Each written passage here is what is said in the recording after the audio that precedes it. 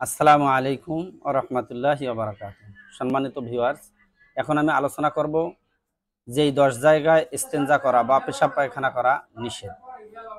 এক নম্বরে হচ্ছে মানুষ চলাচল রাস্তায়, দ্বিতীয় নাম্বার ছায়াধর ফলধর গাছের নিচে, তৃতীয় নাম্বার হচ্ছে উজু ও গোসলের স্থানে, চতুর্থ নাম্বার হচ্ছে গর্তের ভিতরে বা গোরস্থানে, পঞ্চম নাম্বার হচ্ছে দাঁড়িয়ে বা হেঁটে হেঁটে পেশাব পায়খানা করা যাবে না।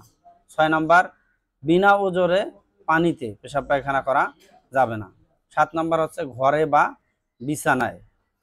8 নাম্বার মসজিদের আঙ্গিনায় বা ঈদগাহে। 9 নাম্বার হচ্ছে নিচু জায়গায় বসে উঁচু জায়গায় পেশাব পায়খানা করা যাবে না। 10 নাম্বার হচ্ছে জনসম্মুখে। এই 10 জায়গায় পেশাব পায়খানা করা নিষেধ। আল্লাহ পাক আমাদেরকে সঠিকভাবে ইস্তেঞ্জা করার তৌফিক দান করুক। আল্লাহুম্মা আমিন।